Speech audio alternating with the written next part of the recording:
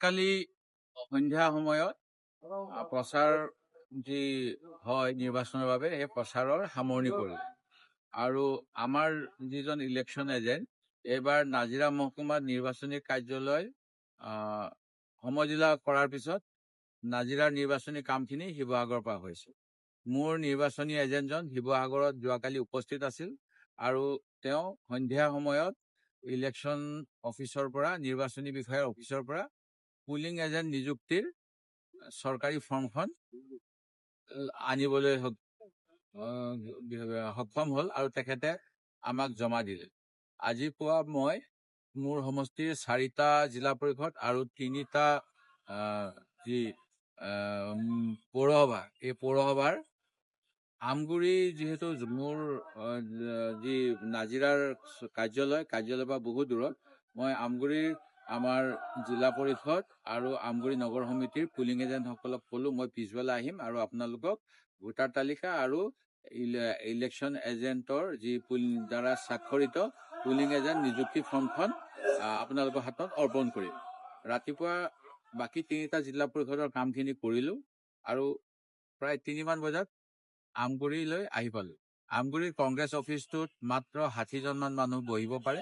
সেয়ে মই ইয়াত যি মাৰোৱাৰী ঠাকুৰবাৰী আছে সেইটো ভাড়ালৈ ল'লোঁ আৰু কংগ্ৰেছ কৰ্মীসকলক তাতেই এই ফৰ্মবিলাক বিতৰণ কৰিম বুলি ঠিক কৰিলোঁ। কথাখিনি কেনেবাকৈ বিজেপি দলৰ মানুহখিনিয়ে গম পালে আৰু তেওঁলোকে প্ৰশাসনক অভিযোগ দিলে যে আমি ইয়াত নিৰ্বাচনী প্ৰচাৰ সভা কৰি আছোঁ। কিন্তু ভিতৰত আপোনালোকে ভিডিঅ' চালে গম পাব আমি কোনো নিৰ্বাচনী প্ৰচাৰ সভা কৰা নাছিলোঁ। মোৰ অফিচত বহাৰ ঠাইৰ অভাৱ, সেই গতিকে প্ৰায় 150জন বহিব পৰা এই মাৰোৱাৰী সম্প্ৰদায়ৰ যিটো ভৱন তাত মই কোঠা এটা ভাড়ালৈ লৈছিলোঁ আৰু ভাড়ালৈ লৈ মোৰ সমষ্টিৰ ইয়াত থকা 8খন পঞ্চায়তৰ ভোটাৰ তালিকা, এইবিলাক চৰকাৰী ভোটাৰ তালিকা আৰু এইবিলাক চৰকাৰী form 10 appointment of polling agent, এইখিনি অৰ্পণ কৰিম বুলি ইয়াত আহি উপস্থিত হলোঁ। কিন্তু বিজেপি দলৰ নেতা কৰ্মীসকলে প্ৰশাসনক লগাই এই কামটো বন্ধ কৰি দিলে, যাৰ ফলত মই এতিয়া বাহিৰত বহি বহি ফৰ্মখিনি বিতৰণ কৰিছোঁ। কিন্তু তেওঁলোকে আহি পেলাই ইয়াত আমাক আবদ্ধ কৰি থৈছে। এয়া গণতন্ত্ৰৰ বাবে ভাল কথা নহয়। ইপিনে মোক বিভিন্ন স্থানৰ পৰা প্ৰিজাইডিং অফিচাৰসকলৰ টেলিফোন আহি আছে বুলি আমাৰ মণ্ডলৰ সভাপতিসকলে জনাইছে।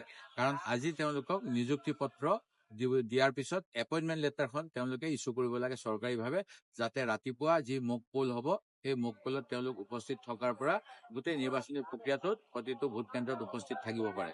কিন্তু বিজেপিয়ে ইয়াত বোধকৰো ৰিগিং কৰিব বিচাৰে, কাৰণ মুখ্যমন্ত্ৰীৰ সোঁহাত বাওঁহাত হ'ল ময়ূৰ বৰগোহাঁই আৰু ময়ূৰ বৰগোহাঁইক যেনে তেনে জিকাবলৈ তেওঁলোকৰ যৎপৰোনাস্তি চেষ্টা চলি আছে। সেইকাৰণে আমাৰ পুলিং এজেণ্ট যাতে কালিলৈ ভোট কেন্দ্ৰত সোমাব নোৱাৰে তাৰ এটা ব্যৱস্থা ইয়াৰ কৰ্মীসকলে লৈছে বুলি মোৰ ধাৰণা হৈছে। নহ'লে তেখেতসকলক আমি আহ্বান জনাইছোঁ আপোনালোকে ভিতৰলৈ আহক।